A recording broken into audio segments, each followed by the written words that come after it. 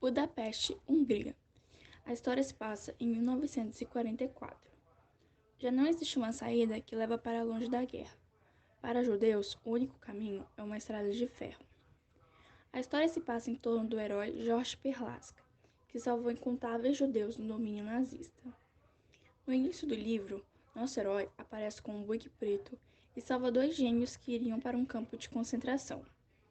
Um soldado alemão tenta impedir, mas o pulso firme e coragem de Perlasca não deixou que isso acontecesse. O nosso herói diz que, por ser embaixador da Espanha, considere seu carro como território espanhol.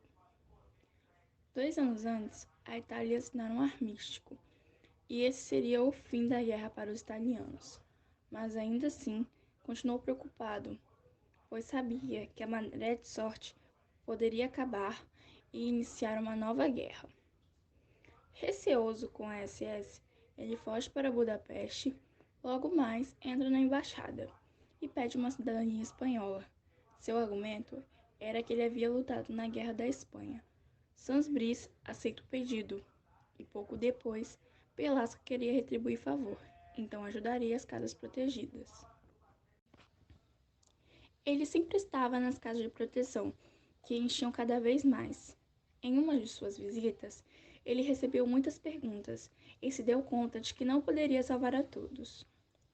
O filho da secretária, chamada Sra. Tournay, vai atrás de George Perlasca e avisa que os Cruzes Flechadas fizeram uma batida na casa da Rua Fênix.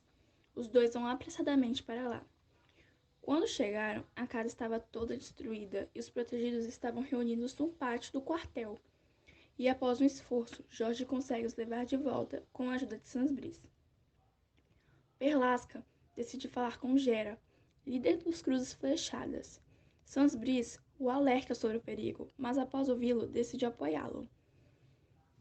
A conversa com Gera foi complicada, mas após controle da situação, ele consegue uma proteção maior aos habitantes da casa. Um dia, Helga e Eva, amigas que se conheceram na casa de proteção, observam do telhado dois judeus quase serem mortos, porém Tarpak, dos Cruzes Flechadas, deixam eles irem com Perlasca. Sansbrice informa a Jorge que a embaixada será fechada. Ele fica decepcionado, imaginando o destino das pessoas das casas protegidas. Na manhã seguinte, Sans parte para a Suíça, país neutro na guerra. Ao saberem disso, os Cruzes Flechadas invadiram violentamente as casas de proteção, levando todos para os campos de concentração. Com a partida preparada, Jorge vai se despedir do pessoal e encontra Farkas entrando apressadamente dentro de um carro. Ele conta que os protegidos haviam sido levados, então Perlasca decide ir com ele. O buque que os levava conseguiu ultrapassar o caminhão que levava os judeus. Chegando na central de polícia, o tenente o autoriza a falar com o comandante. Durante a conversa, Jorge afirma que a embaixada não havia sido fechada, era apenas um boato, e que Sansbrice foi apenas receber instruções do governo espanhol. Portanto, o comandante assegurou-lhe o retorno de todos os protegidos do prédio da Praça Santo Estevão.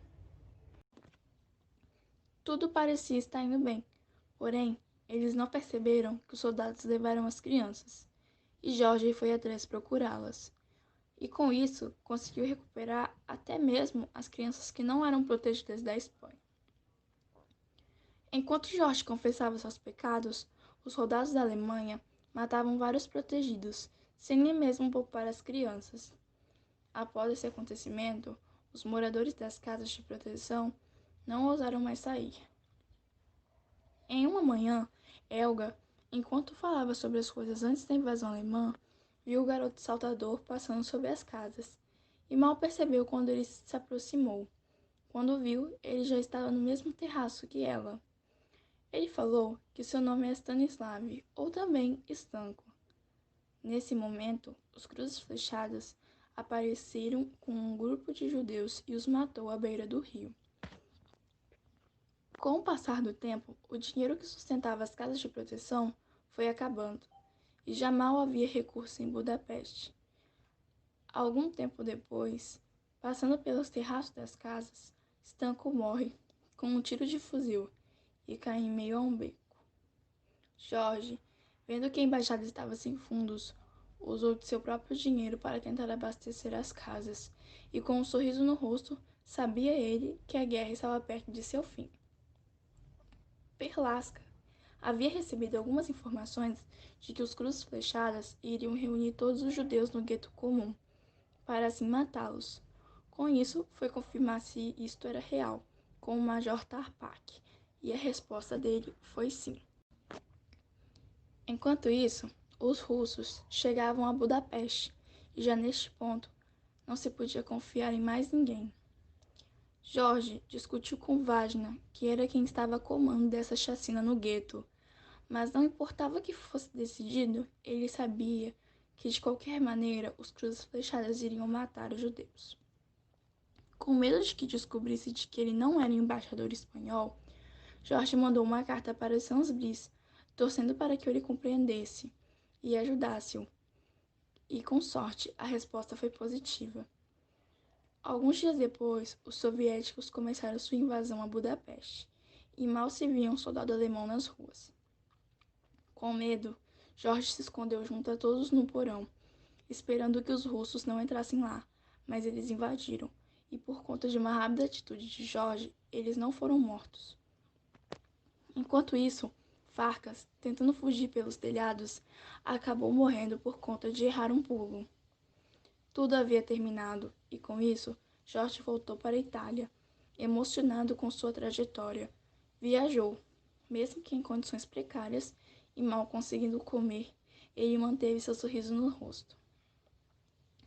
Alguns anos depois, Eva encontrou-o e levou presente de toda a Hungria e das pessoas que ele havia salvo, e com isso se finaliza a história de um herói.